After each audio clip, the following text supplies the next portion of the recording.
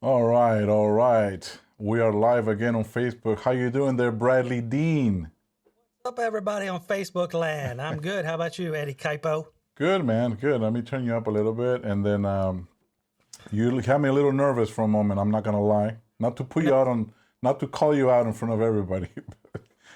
Eddie Well, was about to have a heart I attack. was about to have a heart attack because, man, he was like, "Hold on, man. I'm almost there. I'm having a little dinner. I'll be ready in a second." And it's like, "We're live in 5 minutes, dude. What are you doing? Can we check? Make sure Zoom is working." Make sure there are Well, no issues. Like, yeah, I'll be right there. I guess you trust me that much. what you wouldn't want me to fall over in the middle of a good story No, on I the would not want that at all. I would and want you to be, nourished. in full capacity. Yes, sir. Before I forget, the music that you heard earlier is by a good friend, Jeff Subro. He's the guitar player for Enrique Iglesias, and that's the music from his project Patrito. So thank you, Jeff, for letting us use your music. And while we do this Sonic Ninjas episode 4. I love that, Jeff. Isn't it pretty cool? He does really cool stuff, man. It's everything that we're working on. There's a new mix that I just finished that I'm probably gonna start using also for episode 5, maybe. Who Didn't knows? ask me to play bass. He didn't ask you. You know what? He played. He played some of it. Yeah, well, You come should on, ask. Jeff. Yeah, bust his balls. You should. Get this 12 string out and lay some bass tracks down for you, buddy. You know what I'm saying? It's And a then I'll turn your guitar up even louder the next time we do a live show. oh, so it's like that. Oh, you know. I Well, said even louder. you know how it is. Oh, we got a few people joining us. Let's give them a second to get a few more, hopefully. Leonardo's there, Bruce, we got VJ, Shirley, Brad That's Divins joined too. Were you adding? See, I was counting you as one of them. why did you add me? That's my Aunt Shirley. Yeah. No, but you joined too, apparently. That's good. So now we have one more person watching, including you. So if I Oh, join, then we'll have 10. I open up window so I can see the questions. Yeah, I know. That's where we are. So I was watching you earlier. You were doing this Zoom get together or like round Yeah, table, if you will, with some really cool people, mixers, and it was part of an Eventide event or something like that. You want to tell us a little bit about that? who's also the bass player for Cyndi Lauper. That's how I met him. Oh, He's the right one on. that did the thing and asked me if I would do it. And of course, it's all about in the box mixing. And of course, all the guys that I'm on the Zoom call with are all hotshot record mixers, and here I am, front of house guy. And, I mixed a few things, but it was Yeah, still cool to do. I was glad that he asked me. yeah. I was watching. It was pretty cool, man. Everybody, you know, with what we do is I always like the fact that everybody has their own view on things. We don't all have to agree on everything, but we all have a different way of accomplishing things. Everybody was sharing what they use on Mixbuzz and on one of their mixes and how do they approach mixing things or how what do they ask their clients when to send them the files. What the Yeah, protocol was for each of them, including yourself, and when you receive a file before you mix it.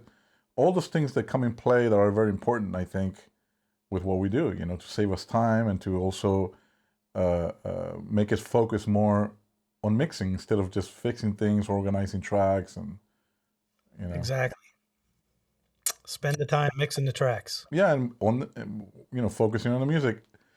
One thing that you guys brought up that was really cool and that I'm a fan of is templates. Hmm. I think that's really cool, very useful for everybody. Uh, Very. You Not only encouraged me to make a template.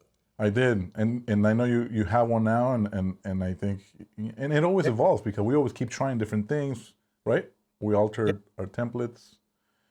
Uh, Exactly. I just think it's pretty cool because it allows us to save time. And one of the guys, I don't know if it was JJ, right, or who said it's like having an assistant, but in the Hmm. computer because now you don't have to wait for everything to be set. You just have your template, you just go and you just assign drums to your drum bus, bass to your bass bus, and then all of a sudden everything starts becoming a Yeah. mix. and you're like 90% of the way there. Yeah, I mean, a lot of times, you know, that's what I do. I mean, I've been able lately, at least in the last few years, to mix songs fairly quickly and still keep my clients happy. Uh, you know, it's just another way of doing it. I used to be the kind of guy who would, no, I have to start from scratch every song, and I grew out of that pretty quickly because there's no need to, you know. Right. We spent enough times in clubs starting from scratch Yeah, I think that every day. oh, remember those days though? I remember those days. I remember them well. And you know what? When I look back on it, it's kind of how you really hone your chops doing that. Walk into a venue and dial a mix in what, you know, Just a few an hour, minutes. and then the band Yeah, gets on stage and does a sound check, and yeah, and then you're eyeballing it too. A lot of times we just eyeball it because there's no time to do anything. yeah. No virtual sound check. No, one day you're on a Midas, the next day you're on an SSL, the next day you're on a Soundcraft. It's like, oh, what do I got today? Okay, cool. Line them up and let's go at it. Yeah, but you know, there was something about that that I think prepared us very well for to get to the point that we are now. I think I don't take any of that as something that was not beneficial. I think it was beneficial all the way. You know, Yeah, I just heard a beep. Was that you? it was me. I don't know why that is because I thought I Okay. turned it off. But you know, I'm not very smart when it comes to these things. Neither am I. I Oh gotta well, say, all don't this do it for anyway. all those companies that do this, you know, streaming and you know, voice, you know, chats and video chat, all this stuff, man.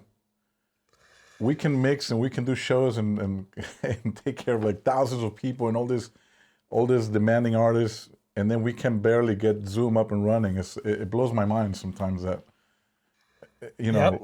know I consider myself someone who's fairly qualified to troubleshoot things, and when I put my mind to you know to something, I'm gonna do it. But man, something as simple as Zoom almost made me quit.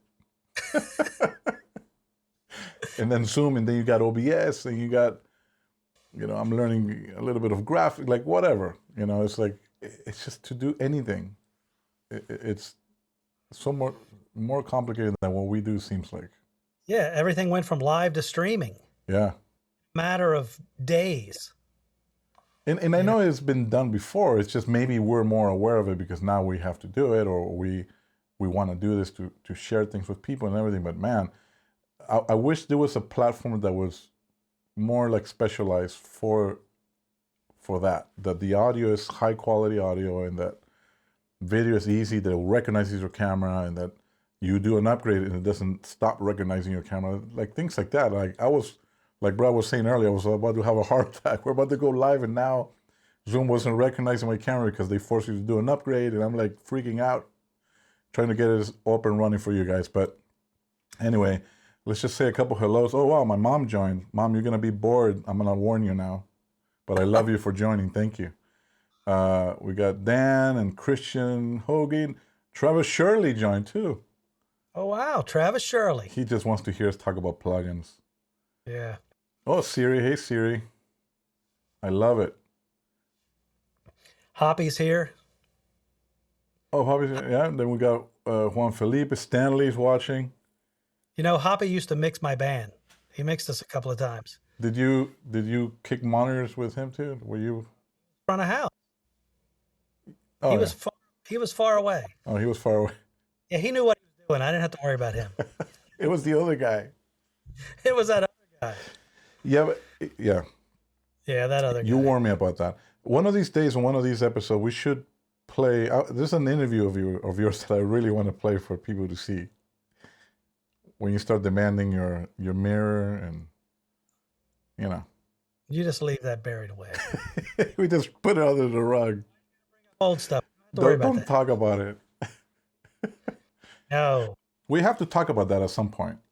Because, You dude, know, you were like a start. There's people, I've witnessed this, by the way. For those who don't know this, what was the name of your band? Because you told me last time I completely mispronounced it. Rothschild. Rothschild. Okay. Okay, so Brad is mixing from the house for Enrique Iglesias, right? He's my partner in crime, my brother in arms. And I've seen people come over while we're on tour, people who are metalheads, rockers, that nowhere in a million years will go see an Enrique show because it's not their style of music. And they come with their CDs or cassettes or whatever, because CDs, I guess, mostly photos. Yeah. And they come to meet Brad and they're waiting patiently to meet him, or they somehow make some kind of appointment with you, and then you kind of bring him onto the bus. Remember that? I don't remember that guy's name, but he was very charming, very nice, and he had a bunch of CDs. He did, and we sat there for like what, an hour, and I think you recorded the whole thing. You know what?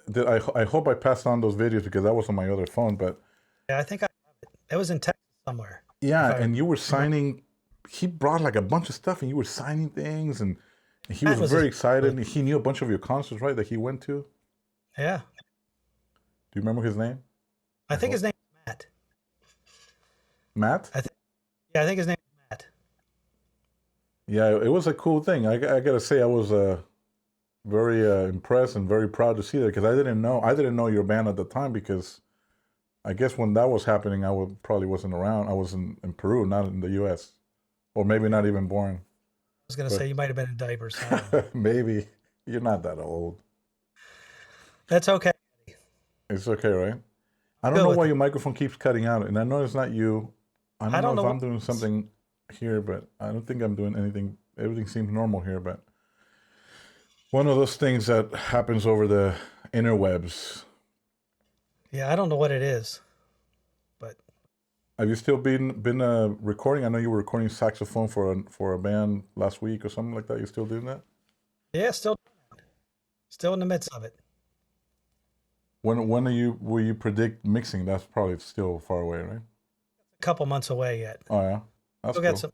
Gonna lay down some keyboards and some background vocals and some more guitar parts, more sax. So since we're talking now a little bit about, we kind of came back to the audio part a little bit. There's something that people have been asking since before, and is how do we approach dealing with vocalists on all areas, right? So I'll start by asking you, as we start hopefully getting questions from people watching, that how do you deal with, you know, let's go with the technical aspect. What's your vocal chain usually when you're doing front of house? Like, are there different ways that you try depending on the type of vocals? What's your approach, or what are you looking for usually, or what do you try to clean up? Well, I think I'm gonna start. I always go with a channel strip because I want that all-in-one thing. I want the compression, the expander, EQ, high and low pass, all in one strip. And then I'm generally going to use some sort of dynamic EQ after that, just to clean up, based on, proximity effect, just to take care of any, they get on the mic, they're off the mic, they're waving the mic around, they stick it in the monitors, whatever's going on, that dynamic EQ is going to take care of that. And then I'm just going to follow it up with some sort of compression, which is usually either 1176 or an LA2A. Uh huh. And that's kind of where I'm going to start every time. It's most likely going to be an SSL channel strip, and then this what is it, Sonox dynamic EQ, and then either 1176 or LA2A. And that's generally going to take me where I need to be. If I have the luxury of putting a tape plug in before that, then I'll go that way. If there's a lot of ambient noise going on, maybe I'll use the PSE to try and clean it up. I've had luck using the expander portion of the channel strip to do the same sort of thing. And then, of course, just ride the VCA.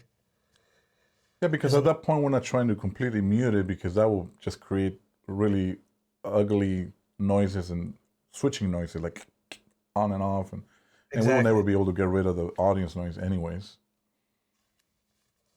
Yep. So And that, and what's your, so you said what channel strip were you using? I'm showing a picture right now, so if you want to elaborate on the channel strips and I think it's a Universal Audio.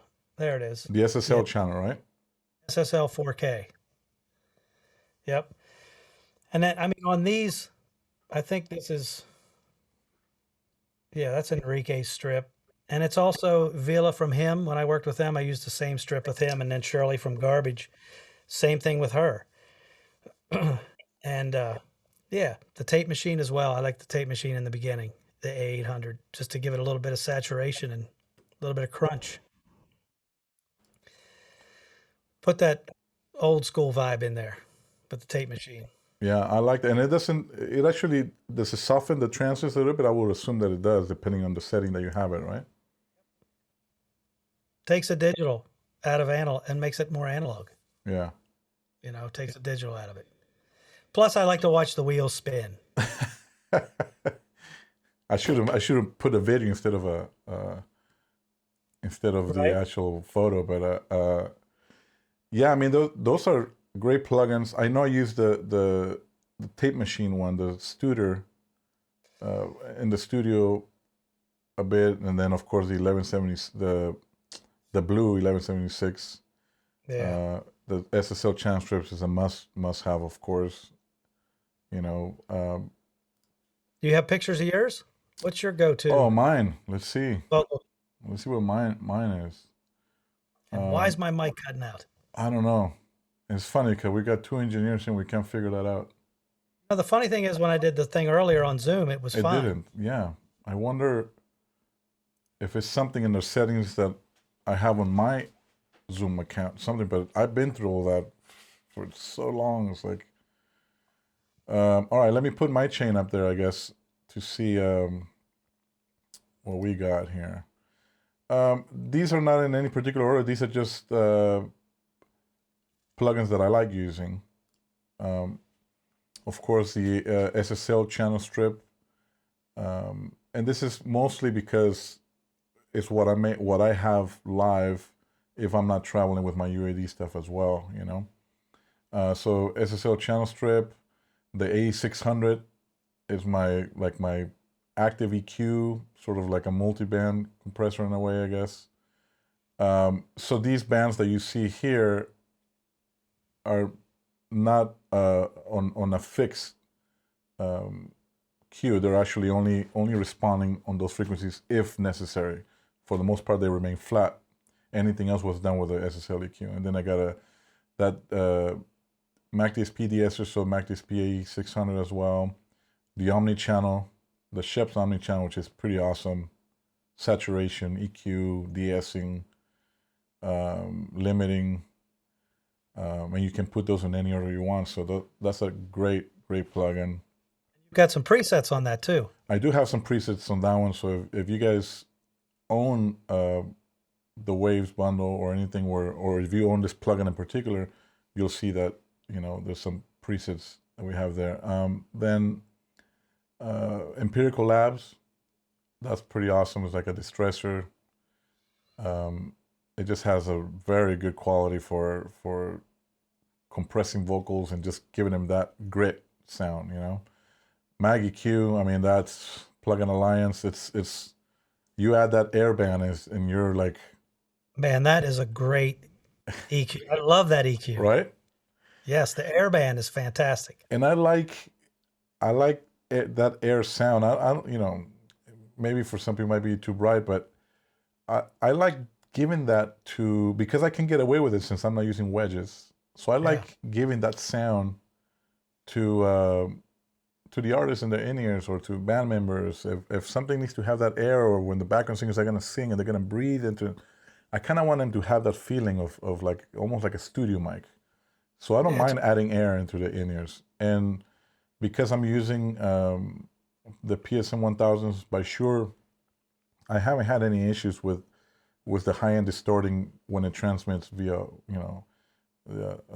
wireless. So no issues there. I know a lot of people worry about that part, but it's been very clean for me.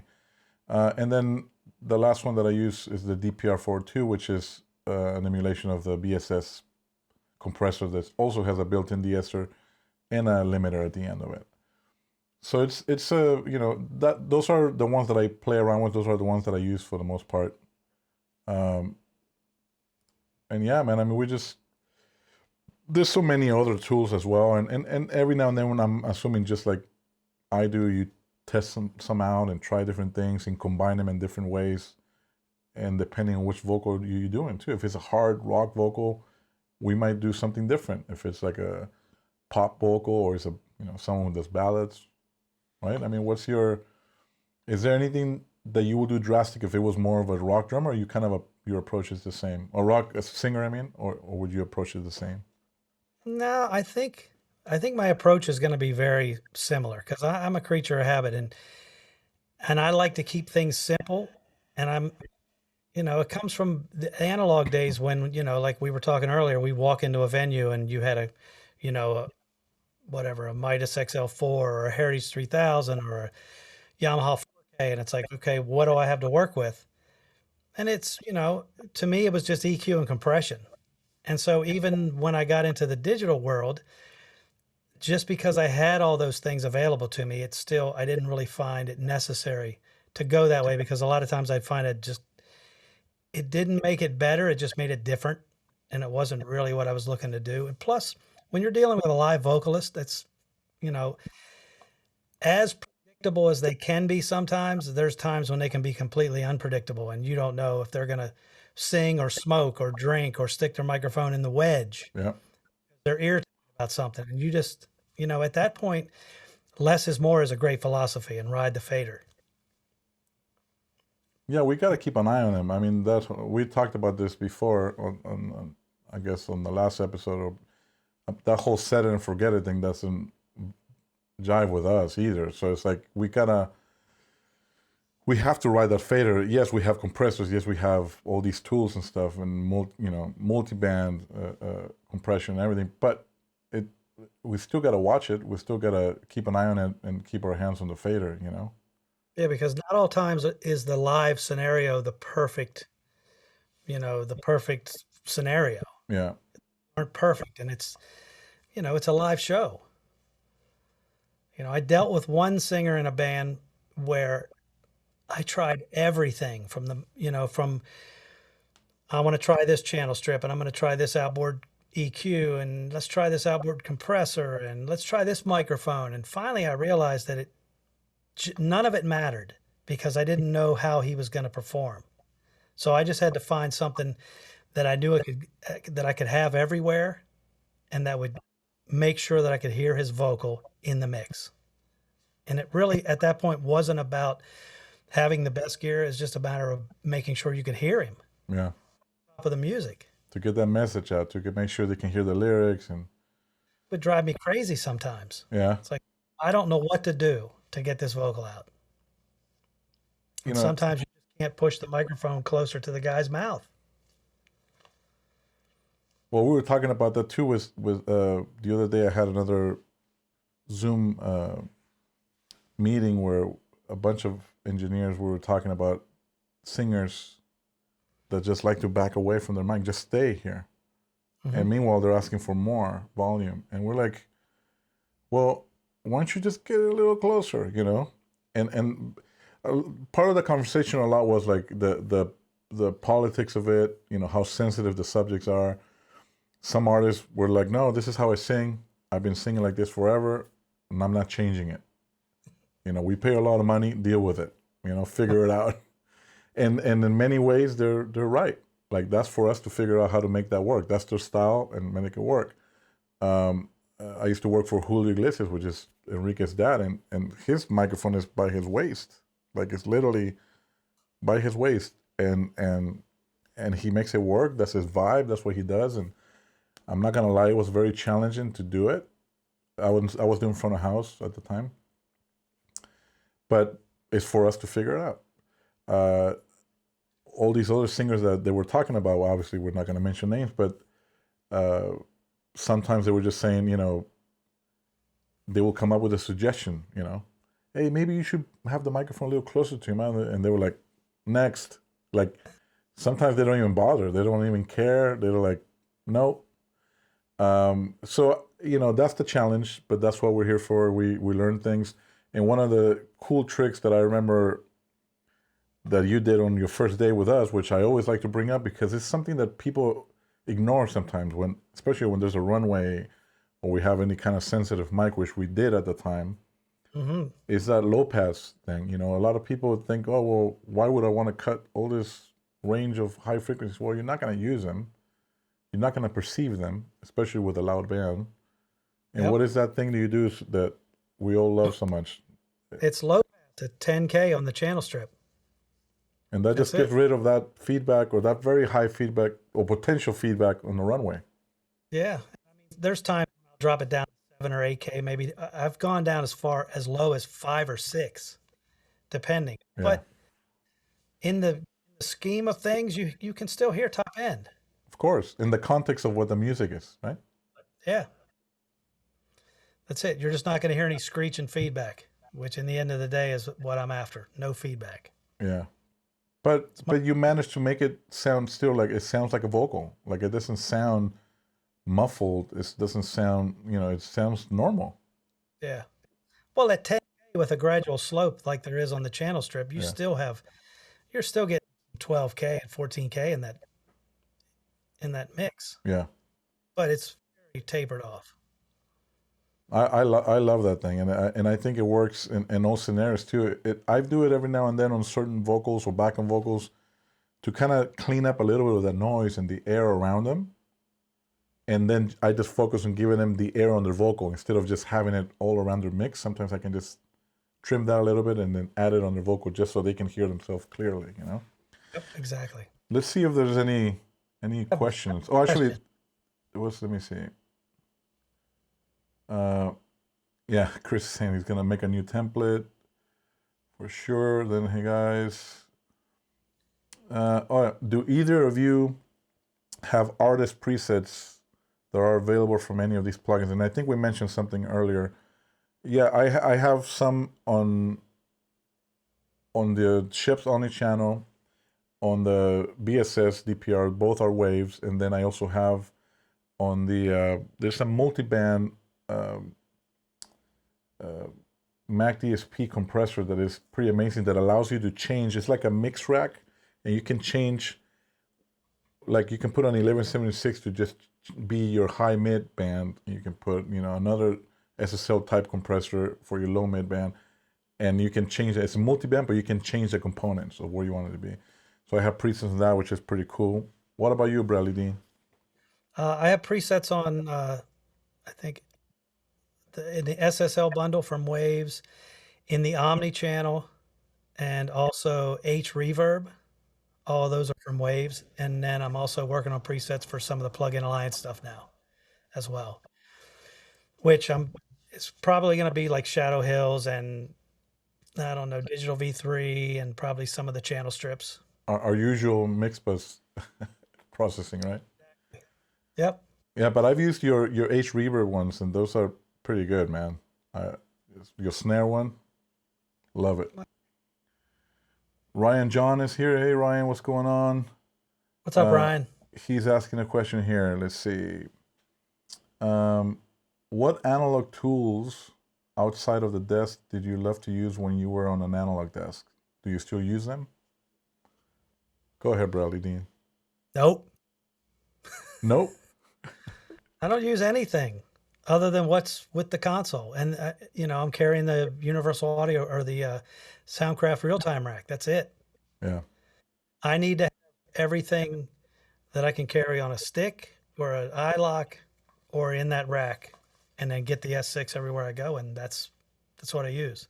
I don't think there was ever anything in the analog world that I used that I had to have all the time. It always, sure, it'd been great to carry a 480 all the time, but who's going to do that? Is it going to work every day? So no, there's really nothing. So you're all digital all the time at this point, in the box. Yep. And you know what? I like being in the box. I like knowing that everything is right there in front of me and there's no outboard gear to worry about. It's just all right there. I agree. I like that. The real-time rack works every single time you plug it in. So that thing is totally reliable. I like being in the box too. I think it's the consistency, especially for our artists, to be able to just maintain that consistency no matter where we go. You know, I mean, I don't know if it's nostalgia that makes me think, oh well, you know, I wish I had this analog thing, but you know what? Not really. I I kind of feel that uh, the benefits of going digital, of how we were able to automate all the plugins and in the console, and in our case, you know, we're in an Avid Excel and we're able to do everything we want there, and it's for me, it's I don't think I could go back. I think this is the way. I mean, I don't know, in my I opinion, you know.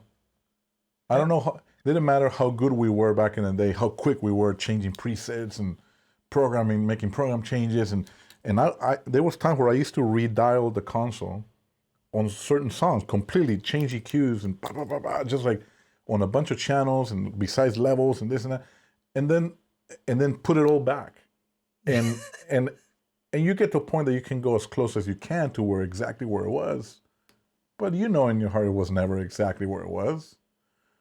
And no, now, you know, I can just do that with one button and everything just goes boop, and then I just go boop and it's back to normal, you know? So it's I think there's, what's that? the luxury of having everything right there, Yeah. you know?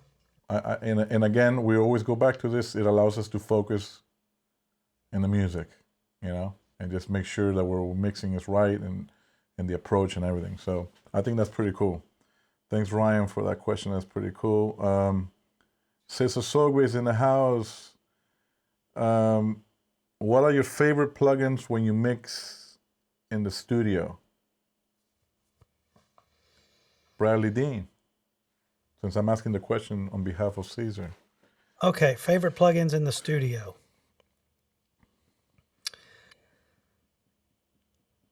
Channel strips, I like Plugin Alliance. I like the Focusrite. I like the Lindell 80 series, and I like the SSL stuff. Uh, I like the Slate stuff. I use the what is it? What's the reverb one by Slate? Some of the virtual bus compressors are good.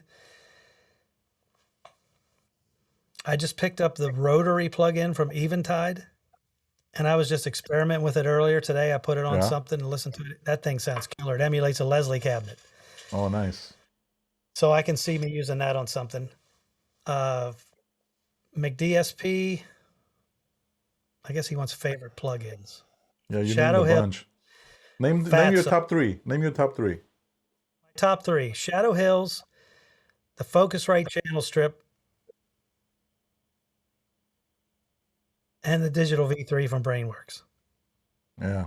I mean, we're really I close. Yeah. I mean, I, I got more than that, but yeah. I mean, and for me, I'm gonna bore people by answering the same because we're very similar, I guess, that way. Because Digital V3 is one of my favorites.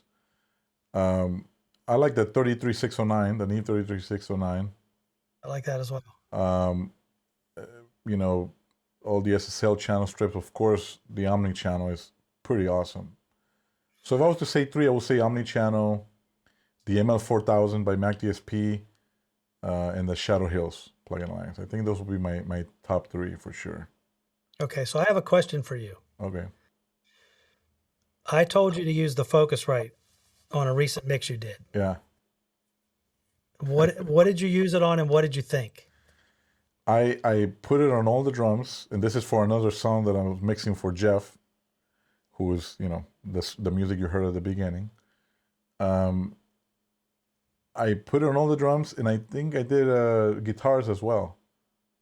It just blew my mind. Like, you know, normally we get used to certain things, and we just have our go-to things. And like I said earlier, with our templates, we don't want to waste time sometimes. But well, we've got nothing but time now. So I was like, you know, talking to you, and we're like, oh, we should try this. I'm trying. You already been using it. I'm like, let me try it out. Of course, like anything else that Plugin Alliance does, it blew my mind. I was like, wow, okay. So I definitely made some changes to my template now, of course, and they're included in there as well. So that particular channel strip is pretty good. I've never had an opportunity to work with the actual console, but man, If that's what the plugin sounds like, I can only imagine, because it Yeah. sounds really good. It just as soon as you move that knob, it's almost like it just feels right. Even though we're Yeah. moving it with a mouse, I know, and I know it sounds almost ironic to say it that way, but it kind of felt you can kind of hear it as you're moving it very clearly. Yep. I don't know. I think it's great. Let's see. Salud de Peru, Jorge Ceballos, that's good. Oris Henry, he said one word, Engelbert. I don't know if you saw that probably already. See that? 'Cause I when I worked with Jerry Harvey, he told me stories about Engelbert, Yeah, and they're very similar to your stories about Julio. yeah, So, yeah. I mean, it's they're definitely interesting characters. You know, like I've told you before, I never had bad experiences, but they were trial time for sure. There were like some interesting experiences that we went through, during that time. But it was another experience that I feel prepared me for many other artists to come after that. Like any other tough artist, like nobody scares me after working there. You know what I mean? Like it's one of those things that it prepares you. Just another experience that we get to have. yep. Um, Here's a question that I guess could be for both of us from Stanley. Stanley Suarez, another great engineer, by the way. Stanley, for those who don't know him and are watching us, Stanley, mixes Juanes. I believe he's done Sepultura, Megadeth. Megadeth. He did Devin Townsend as well. Yeah, I mean, this guy is awesome.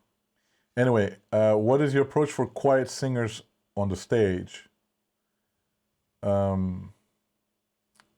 Maybe I'll start that one. So, That one. for me, a little bit of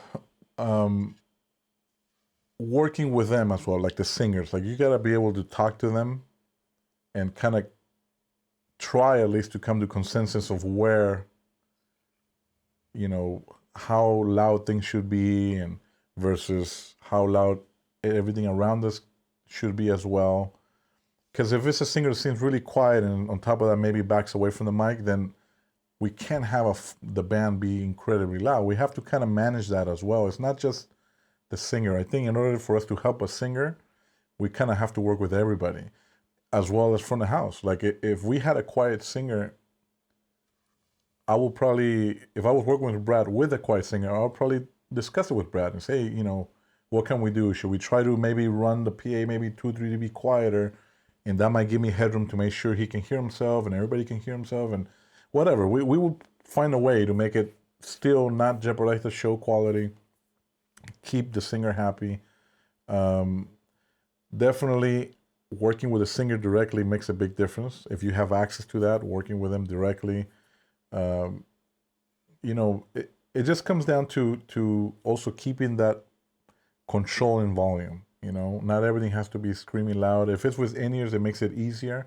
And I usually start with a vocal where the peak will be, where the loudest should be, and then I kind of bring everybody else around it. And then, even though I'm writing the vocal to make sure that they can always be heard, they would always be heard, then I'm mixing the band around that singer. Yeah. That way you're not fighting it. That way you're not blowing their ears out either. I think that's important to not keep bringing things up. Sometimes it's a matter of what can you turn down to make room for that vocal, because they only tend to, from the in-ear point of view, from monitor's point of view, they tend to turn themselves up because the vocal might be loud enough, but everything else is just as loud. So in return, they just turn the pack a little more, and now everything's even louder. So sometimes it's a matter of just turning things down, panning things, making sure that middle is just for the lead, for the singer, That's from the monitor point of view. How would you deal with it maybe for front of house, Brad? For a friend of mine was trying to tell me to disable the gate on my vocal, but there's no gate on it, so I'm not sure exactly what's happening here. But it's really difficult to deal with a quiet singer, and I think you pretty much answered it. I mean, you have to talk with the singer. You have to instill the confidence in them that you got their back. Maybe, try and encourage them to give you a little bit more, and, mix the band around the vocalist, like you said. I mean, it comes down, I think, even getting rid of all the instrumentation out of the center of the mix, panning things out of the center so you can just leave room for the main vocal. Yeah, I mean that's the best approach. Like making room for it, Make room. not trying to pile everything up on it, because then you'll lose. We'll lose that Yeah. battle. You know. And sometimes you can't always have the pristine audio quality of that vocalist that you would like to have because you're trying to make it loud. Might find yourself, doing some unorthodox, EQing. Or I remember one singer I worked with, and he was very, very dynamic. And there were times where he would sing really quiet and the drummer's just pounding away and the band's just going.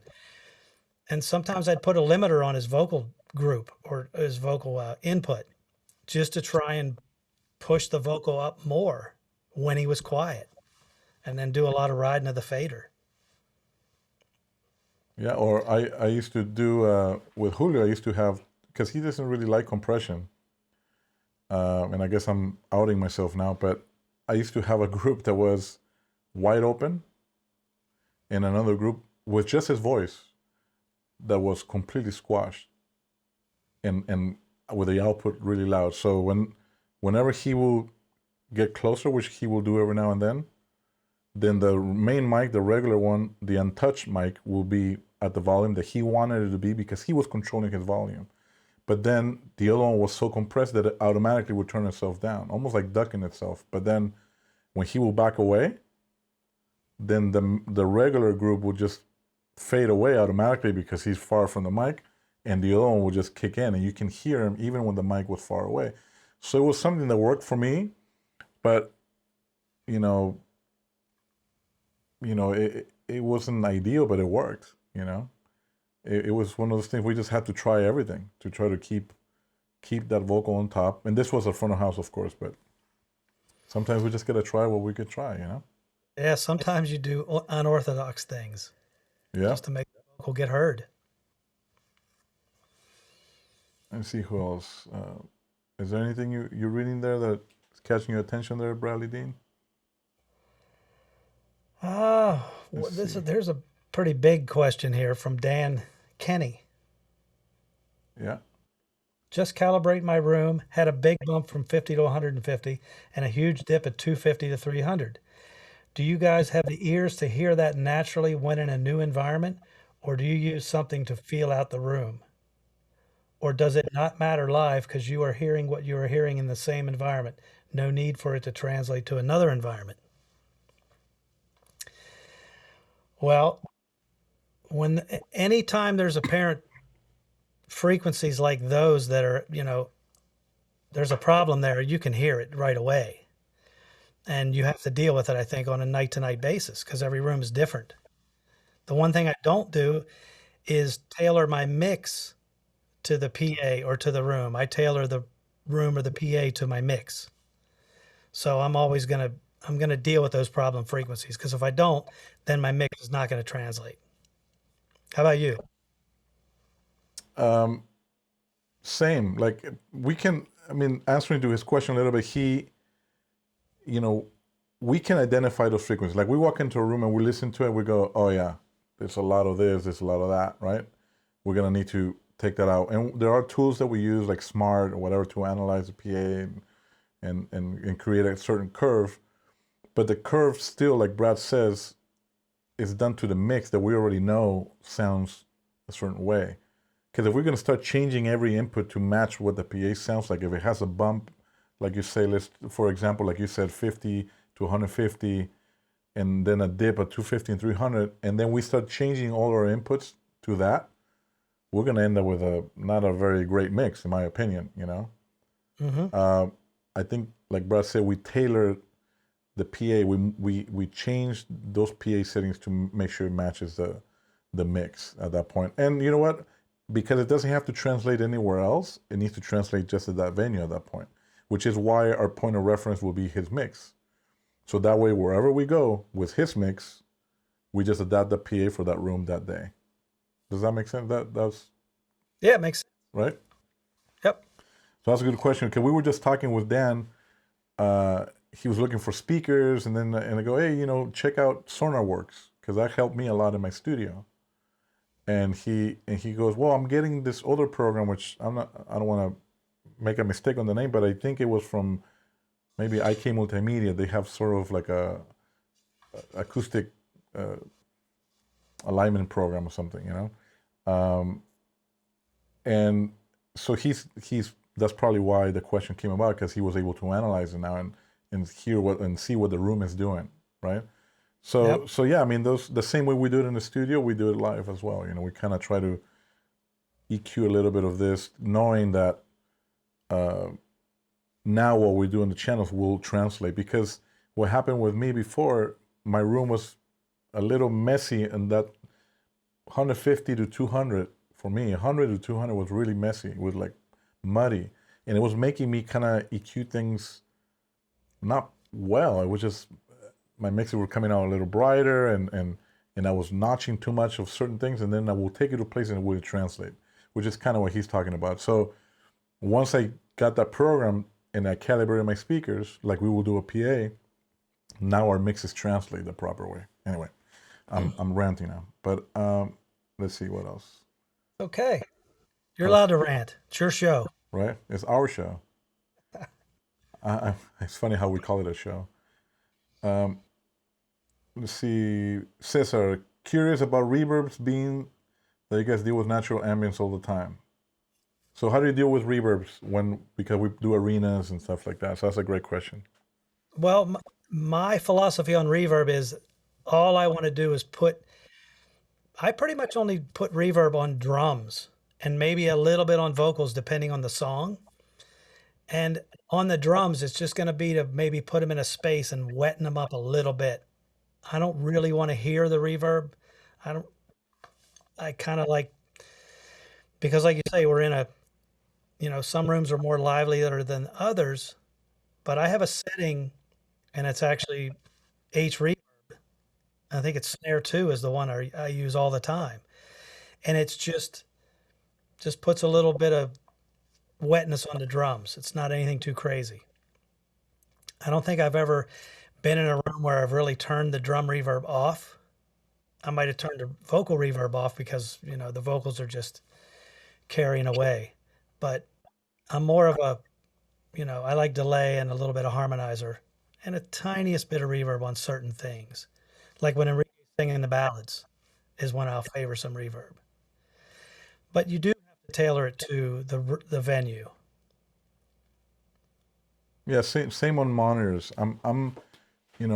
Yeah, the room comes in play a little bit, but I can, as I mentioned before, I can get away with a little more because they're all wearing headphones or in-ears. I personally like to, I usually have two different reverbs on the drums, one for snare, one for the toms. And that changes also the length of those changes. If it's a ballad, then I make them a little longer and shorter, whatever, depending on what the song is. If it's a fast tempo, I shorten them. But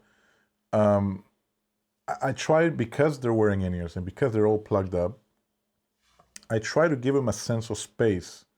So what they're hearing kind of reflects what they're seeing. Because if they're in an arena and they're everything's just bone dry, to me, because I've been able to be on stage as well, it would be boring. It would just be, and it wouldn't make sense because you see this big space and everything sounds dry. Yeah. It just doesn't make sense. So now I don't have to go to the extreme, because maybe for some musicians they find it distracting, or they don't care, or they want to hear really dry or drier in order to just kind of follow the beat or whatever. And that's a preference. At that point, as a monitor engineer, I got to do whatever they want and whatever they need. But in general, for the people who want a full mix, I usually try to tailor it in a way where they get a sense of space. Even if the reverb is not there for them to hear it, at least it creates a certain dimension, some kind of space in their in-ears. That's how I try to approach it, at least from the monitor's point of view. Either to create a space for them, or if it's an actual effect where you want it to sound like a nice big reverb, that's different because now it's part of the song. But otherwise, I just use it to create a certain space, so nothing's just dry. And there's times where a drummer could come in or a singer come in and say, "Oh, this sounds like there's a lot of reverb," and because of the way we're running things, pre-fader and sometimes or how we're feeding the reverbs, then I usually tell them, just wait till you're in context, just wait till everybody's playing and tell me if you still feel that it's a lot of reverb. And 99.9 times they say, you were right, leave it the way it is. So most of the changes that I make are always thinking in context, never just with that instrument by itself. So that's as far as reverbs go. Let's see. VJ was asking which Focusrite. It's the channel strip, right? Right. Plug-in Alliance. It's by Brainworks.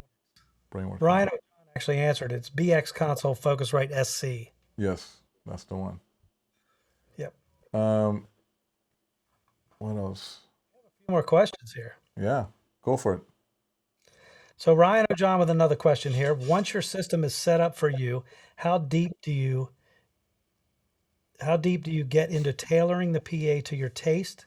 Is there something you trend to find fits your taste and mixes best? Yeah, I do tailor the PA for my taste, because if I tailor the PA, that when I listen to my reference music, which happens to be Pink Floyd, I know what those songs sound like, and when the PA represents that song sonically, then I know that I'm going to spin up my mix, and it's going to be right there.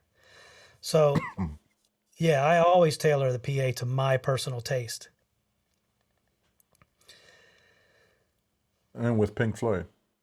Yeah. Well, I mean, yeah, which we talked about a lot on the last episode. It has to sound. It has to be pleasing to my ear. I've had systems be tuned where, okay, it's tuned and it's right, but when I listen to it, it doesn't sound right to me. So I tend to do things to try and, smooth it out and make it to where I like the way it sounds, because, I'm the one that's going to mix on it. Here's another one from Ray Pullen. I guess this applies to monitors. So how many live wedges, inner mixes, and what's on the drum mix console plugins? Is there a live and IEM mix on the drums? Okay. As far as inner mixes, we're running 24, and that includes band members, production, everybody, stage managers, techs, and everything. You get paid by the mix, right? Yeah, per fader, per snapshot. And on the drum mix, we basically have no wedges, no side fills. At least with Enrique, no wedges, no side fills. The drummer has a thumper that is it Dave Porter? Maybe is that the brand? No, Porter and Davies, I think. Porter Davies, right? Yeah, Davies. I had it backward. Okay, so Porter Davies. It's the green ones. Those are great. And so he just has a thumper. Every now and then, if for some reason we can't find one, but we normally travel with one, but for some reason the gear didn't make it or something, I just give him a double 18 or something. But most of the time, no speakers, just the thumper and his mix. And his mix has, as far as plugins, I believe you're asking, mostly console, and then whatever the plugins are that I already have on the kit, which are probably SSL channel strips. On my main mix on everybody's in-ears is usually Shadow Hills, Fatso, Digital V3, and I finish it with an ML4000. On some mixes I have the CLA Mixdown, and the Digital V3 and the ML4000. So that just kind of gives it that sort of mastered kind of mix sound, if you will. Try to kind of keep everything in check and glued together, more of a mix instead of things just poking through. Raul, what's going on? Raul Otto Arias, production manager for J Balvin's here as well. What's going on? Chris Holland, Drew Cagney. Man, we got a lot of people that came and visit us. Let's see. We do. Um, Hoppy has a question. yeah, go for it. So, do I prefer to mix from dead center or off axis? Go for it. I will take off axis every time because the last place I want to be is where the subs are summing up. So it's always off axis for me. And the more off axis I am, then the more true I think the sub bass response for the whole entire room is, because now I'm not sitting in that hump. But obviously, I do try to work with the systems engineers to try and get that hump smoothed out so that the sub can be even all the way across the room, which sometimes isn't all that easy to do, but we do our best to make sure that it's even. But yeah, never in the center. And a lot of people don't understand. They're like, whoa, we set you up. We thought you wanted to be in the center. I'm like, no, you see that thrust right there, and you see the barricade where there's nobody? I don't want to sit where there's nobody. I'm going to sit over here and get out of where everything is summing up. Yeah. And it's just truer for me. Yeah, because then you get that huge bump on low end, and then it kind of throws you off. And then it feels like if you move a little bit this way, it feels like you have no low end, but it's not true. That's because you got used to that sound. Yeah. VJ Kumar is asking, thoughts on a stereo monitor IEM mix to better separate and isolate vocals instruments? Yes, absolutely. 100% stereo. Even if you're not making a stereo mix, like a record mix or anything like that for your artist or for the musician, at least it gives you the opportunity to separate things. I know there's some artists, I know Pitbull does this very strongly, like his things are all the way left. Enrique does something like that too on some things where he wants everything to one side. But so that's a scenario where we're not doing a stereo mix per se, but it's you using it to isolate things. And then for the ones who want an actual stereo mix, then yeah, it helps you make that room, like we were saying earlier, make room for the vocal to be right in the middle. So you can have, if there's two guitar players, one on each side a little bit, not all the way panned, but maybe, 11 and 1 or 10 and 2. And then you can have some of the keyboards in stereo, and then back and vocal is panned, and then your vocal would always remain in the middle and have plenty of room to stand out. So yes, absolutely, stereo mixes on IEMs whenever possible.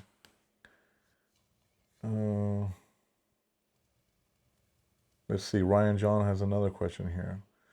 Is there anything in particular that you do to blend electronic drums with live drums, or really any electronic playback element mixed into with similar live elements? Nothing. I don't do anything really fancy with any of the electronic stuff or the track stuff. I mean, it's already pretty processed stuff coming from, stems.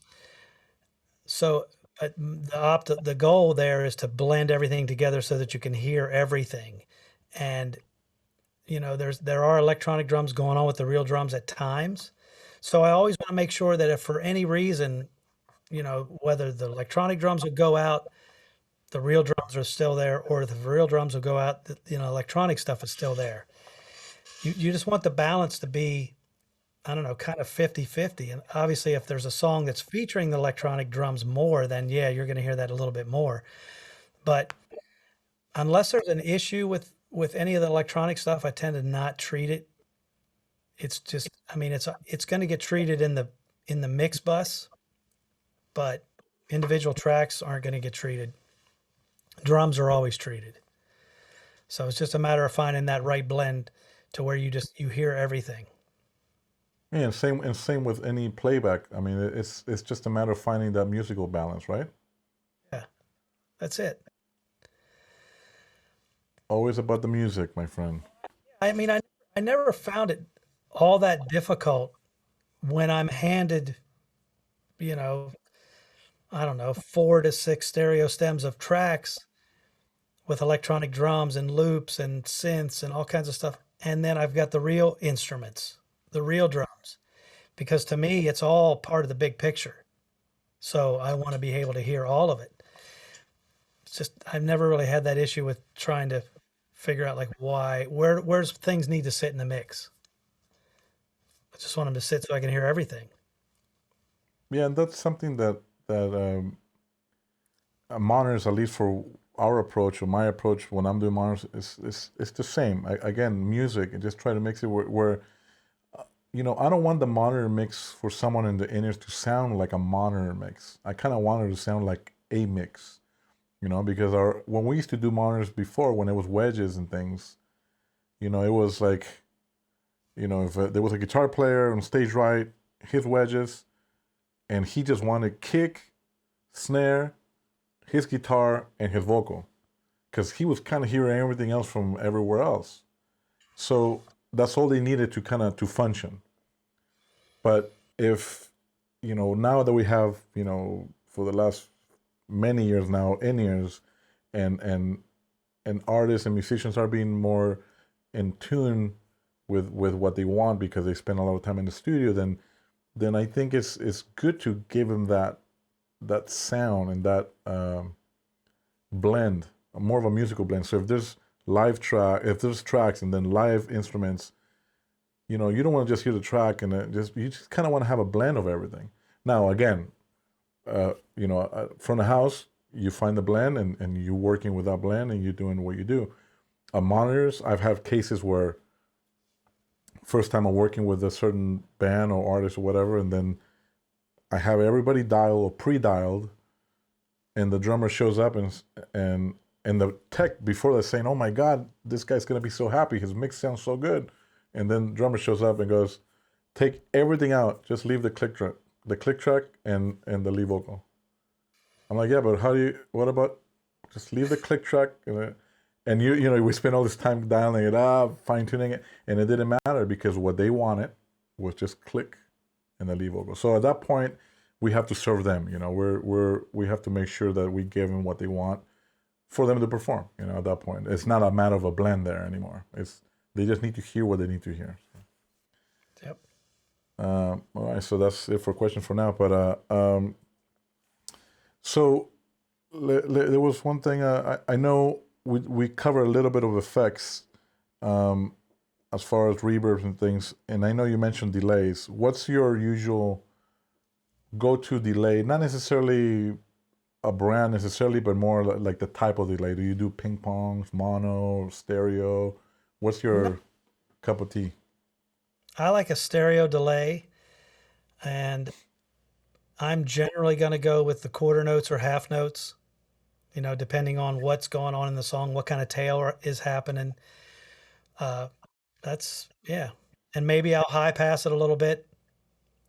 Sometimes I'll, put a bit of, harmonizer on the delay or distortion or just something to mix it up a little bit every now and then. Yeah, to change the character a little bit of it, so it's not so plain, right? Sometimes you can filter the delay, really hard filter it so it's a telephone effect kind of thing with the delay. I mean, I only need 4 effects to do a show: 2 reverbs, a delay, and a harmonizer. That's it. I don't need anything else.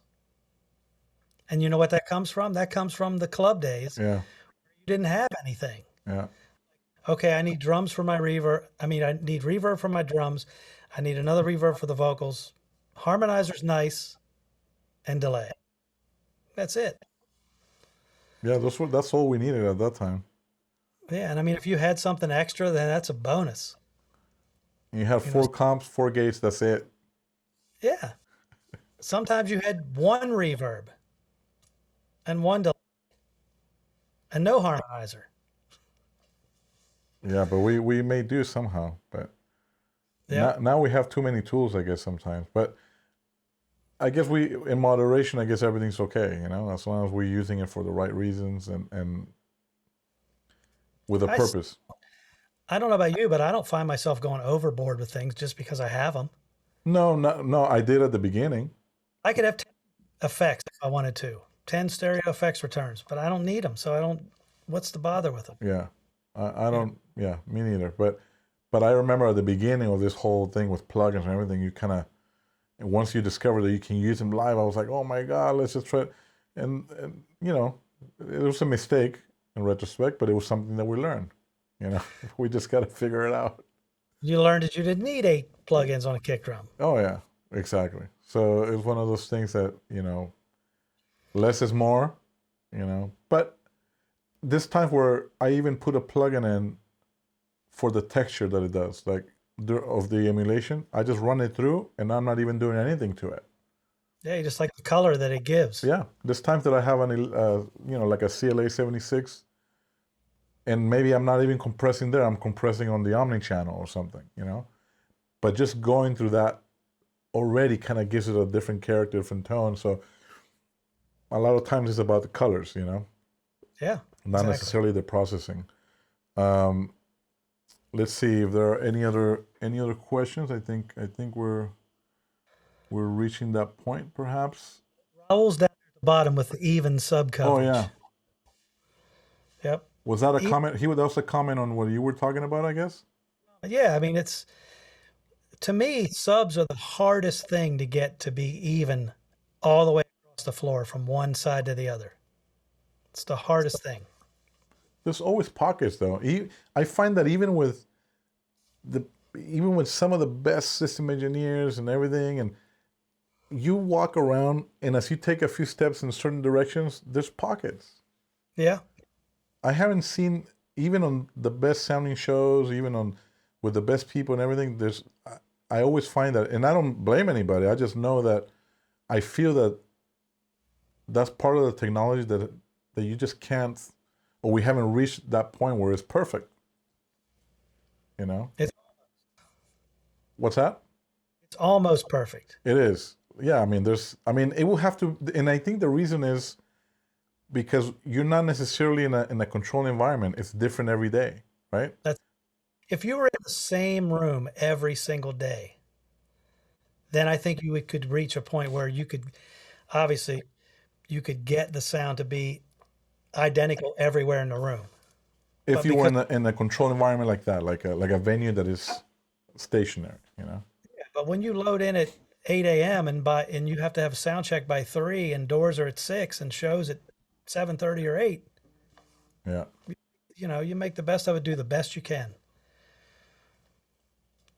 And that's where you go. yeah. I mean, that's one thing that is kind of cool when you do some of these residencies and things like that, and like in Vegas where they have a set, PA and the stage, everything, and that's always there. There's something to say about that. It kind of, makes it a little easier. You know, Yep. um, it comes with other challenges, but for the most part, that consistency is there. You know, so that's kind of cool. You know, something to consider for us. Maybe we'll do a That's something residency. for Raul. What's that? That's something for Raul. Yeah, yeah. Raul's one Uh, of the finest systems techs that I've ever worked with. we should take him with us wherever we go. He dials that JBL rig in, man. Oh, so nice. Durango, remember Durango? Hell yeah, Big VTX 25.2 rig. man. Sounded That pretty. VTX stuff sounds really good. Yeah. It was definitely a game changer from some of the stuff from prior releases that it was like once that came out, I was like, whoa, you know, Yep. you And know, wait till you hear A12. That's a yeah. whole nother level. Is that what we're using next, Brad? Yes, when we go out in 2025, That's what we use. right? That's what we'll use. A12. I'm gonna look like you. I'm gonna have like all. I'm like everything's I you growing, man. know what? I was gonna trim it, but now I think I might just let it go until we do a show. I'm rebelling because I waited over a month to get my hair clippers, and they finally showed up, and they've been sitting there for 2-3 weeks now, and I'm like, well, I'm not cutting it. But that's why I'm wearing a hat though, because if I let it out, it's like woof. So none of that. But anyway, we're getting to the end of this, Bradley Dean. I think we had some great questions, I think we did. I Great. like the questions. great participation. You know, when people ask questions, it takes the pressure off of us to come up with topics to talk about. That's true. So Especially when we're 5 minutes out and you're still having dinner and you're like, come on, dude, everything's gonna be okay. I know. And then look at it. My mic cuts out. And then your mic cuts out. I was like, oh, we have 2 engineers, and one of the mics is cutting out. Okay. But I don't know who to blame for that. I don't know if the internet's or Zoom or whatever. We'll figure it out. We'll figure out this streaming thing someday. I promise you. Yeah, and you know what? Maybe we should put this out there that, we have the Sonic Ninjas Facebook thing. People can always leave comments as to what topics they would like us to cover. That's true. Give us some Instagram- ideas of things you'd like us Instagram. to talk about that we haven't talked about. Yeah, if there's anything specific that you guys want to hear, hit us up. Instagram is the Sonic Ninjas, and on Facebook is Sonic Ninjas. We had to change it up because someone already took the name apparently, and they're trying to But we- sell it to us. Stay and just So we're rebelling as well, saying no, we're not going to buy it off of you. So not for $7,339. no, you can keep your website. We don't want a website. Because we're the Sonic Ninjas. Whoa! Yeah, and they're like, no, we're not falling for that, my friend. No, we're not. Anyway, Bradley Dean, thank you again. Thanks for keeping me on my toes. I promise that I won't take it down to the wire next week. Whew. But also, thanks for everything, man, for sharing your knowledge as always. You're the man. I think my wife told me to make sure that I engage you more. I hope I did this time. I think so. Okay. Or was she like keeping you like, hey, you gotta She said, you need to engage Eddie more. see, but I'm trying not to talk too much because then I start talking and then I won't stop, and then I won't let you talk. Because that's what happens sometimes. But anyway. All right, everybody. Thank you so much for watching, for joining us. You can watch us later, of course. And hit us up with any questions you may have, and we'll address them next time. For sure. Until then, Until next time. ciao.